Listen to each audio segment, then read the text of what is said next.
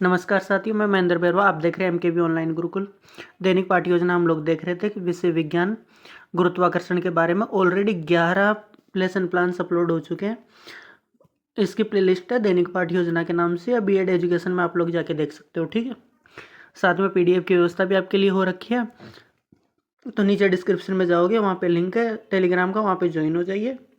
वहाँ पे पूरी की पूरी पीडीएफ है, ठीक है, बिना किसी एक्स्ट्रा उसके। ठीक है, चलो शुरू करते हैं।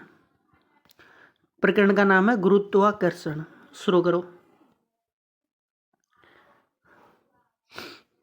1 मिनट। सबसे पहले हम देखेंगे कक्षा 9 विषय विज्ञान प्रकरण गुरुत्वाकर्षण, दिनांक कोई भी, कालांश 5 और समय 30 मिनट। 2 कॉलम आपको बनाने हैं, एक तो शिक्षण उद्देश्य, दूसरा अपेक्षित व्यवहारगत परिवर्तन। ठीक है, चलो आगे देखो। शिक्षण उद्देश्य, अपेक्षित व्यवहारगत परिवर्तन।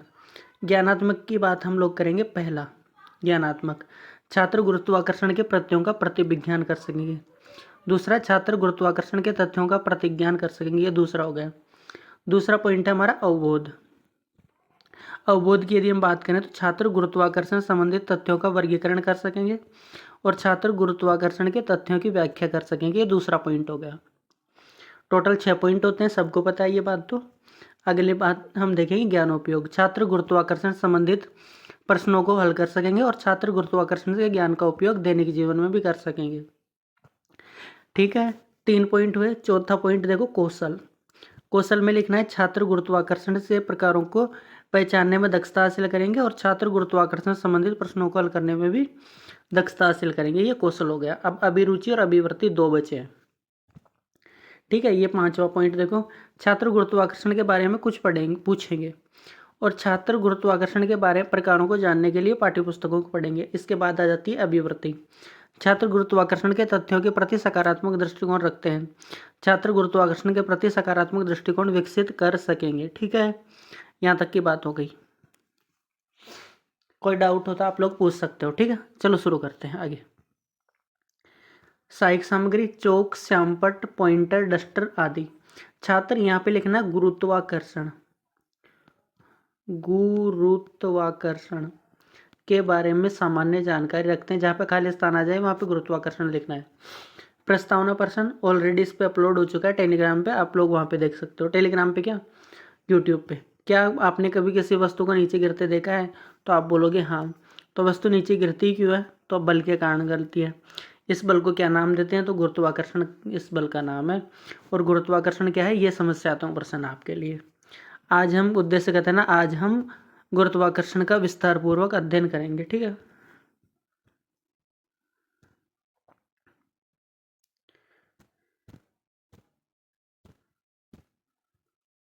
यहाँ तक की बात हो गई। अब देखो आगे। शिक्षण बिंदु, 3 शिक्षण बिंदु होने चाहिए अपने पास। ठीक है, तो चलो देखो। विकासात्मक कथन क्या होगा? यदि हम किसी वस्तु को ऊपर फेंके तो नीचे गिरेगी, साफ सी बात है। वस्तु नीचे क्यों गिरती है? गुरुत्वाकर्षण बल के कारण। पृथ्वी अपनी ओर खींचती है, उस बल को कहते क्या है? तो उसको समस्यात्मक प्रश्न हो जाएगा। ये यहाँ पे हो जाएगा प्रश्नोत्तर प्रविधि। ठीक है, आगे देखो, इसको अंडरलाइन करना है। टॉपिक हमारा गुरुत्वाकर्षण। छात्र अध्यापक कथन देखो, गुरुत्वाकर्षण एक ऐसी प्राकृतिक शक्ति है जो किसी भी 2 वस्तुओं को एक दूसरे की ओर खींचती है। ये ब्रह्मांड पर मौजूद सभी वस्तुओं पर लागू होता है, चाहे छोटे कणों या विशाल कणों। सरल शब्दों में, यदि आप किसी गेंद को ऊपर फेंकते हैं तो वो वापस जमीन की ओर गिरती है, जमीन पर गिरती है। चंद्रमा पृथ्वी के चारों ओर घूमता रहता है और ग्रह सूर्य की चारों ओर ही चक्कर लगाते हैं। ठीक है, अब आगे देखो। यहाँ पे लिखोगे, छात्र ध्यानपूर्वक सुनेंगे और इसमें से ही 2-3 लाइनें आप यहाँ पे रखोगे क्यों को हटा करके। यहाँ पे भी क्यों को हटा दोगे, यहाँ पर भी क्यों को हटाओगे और इधर भी। इधर तो ठीक है। ये हो जाएगा श्यामपट्ट सार, जो आपको ब्लैक सीट पर लिखना है। कौन से सीट? ब्लैक सीट पर सिल्वर पेन से। ठीक है, इसमें जहाँ पर डिब्बा बन रहा है वही लिखना है। ओके, बोध प्रश्न 2 लिखने होते हैं। अब देखो बोध प्रश्न, पृथ्वी सूर्य के चारों ओर क्यों घूमता रहता है? तो गुरुत्वाकर्षण के कारण घूमता है। सूर्य के चारों ओर चक्कर क्यों लगाते हैं? गुरुत्वाकर्षण के कारण लगाते हैं। यहाँ पे लिखोगे प्रश्नोत्तर प्रविधि। पहला हमारा शिक्षण बिंदु कंप्लीट हो गया। ठीक है, दूसरे की बात करते हैं। विकासात्मक प्रश्न। गुरुत्वाकर्षण क्या है? बल है। ये किसके बीच में कार्य करता है? दो पिंडों के बीच में कार्य करता है। गुरुत्वाकर्षण का सूत्र क्या है? समस्यात्मक प्रश्न हो जाएगा। ठीक है, प्रश्नोत्तर पर विधि यहाँ पे लिखोगे गुरुत्वाकर्षण का सूत्र क्या होता है? F equal to G m1 m2 upon r square. क्या?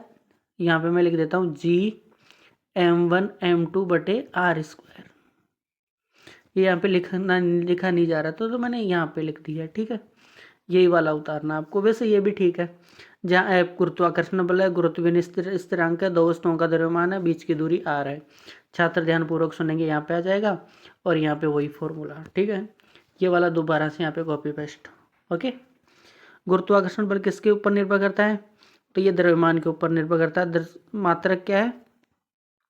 तो इसका मात्रक न्यूटन ही होता है। ठीक है, न्यूटन।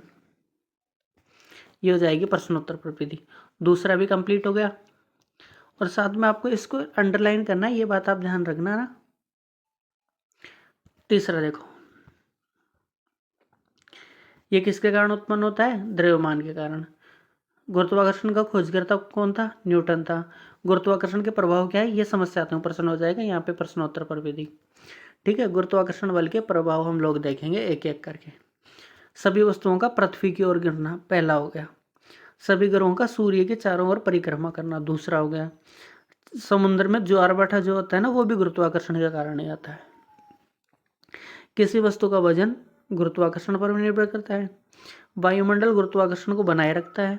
ठीक है, यहाँ पे आ जाएगा, छात्र ध्यानपूर्वक सुनेंगे और इन्हीं में से कुछ सारी चीजें लेंगे जो अपन यहाँ पे लिखते हैं। ठीक है, इन्हीं में से कुछ चीजें होती है जो यहाँ पे,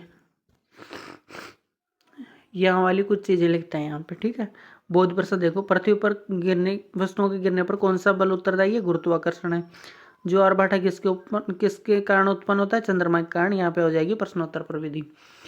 तीनों शिक्षण बिंदु हमारे कंप्लीट हो गए। तो अब हमको क्वेश्चन देखना है सिर्फ। बात आपके समझ में आई गई होगी लगभग। गुरुत्वाकर्षण का मान किस पर निर्भर करता है? वस्तुओं का रंग, द्रव्यमान, बीच की दूरी,